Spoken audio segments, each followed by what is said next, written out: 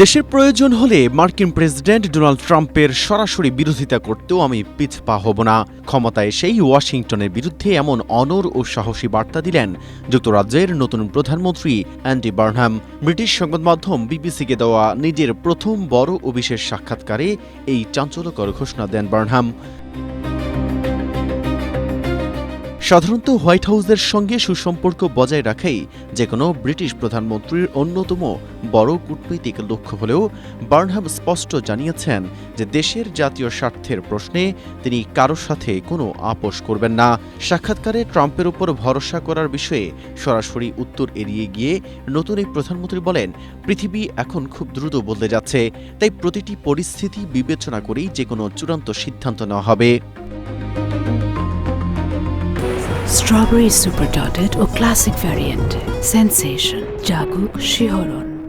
তবে ইরানকে ঘিরে ট্রাম্পের যুদ্ধাংদেহী ও চরম সংঘাতমুখী অবস্থান তার মনে গভীর উদ্বেগ তৈরি করেছে বলে স্বীকার করেন তিনি। বার্নহাম সাফ জানিয়ে দিয়েছেন, প্রথম নিজের দেশের সুরক্ষাই তার প্রধান অগ্রাধিকার। অন্যদিকে ন্যাটোর নীতি অনুযায়ী জিডিপির ৩% প্রতিরক্ষা খাতে ব্যয়ের বিষয়ে কোনো নির্দিষ্ট সময়সীমা দিতে রাজি হননি তিনি। তার মতে আগে অর্থ সংস্থান নিশ্চিত করতে হবে।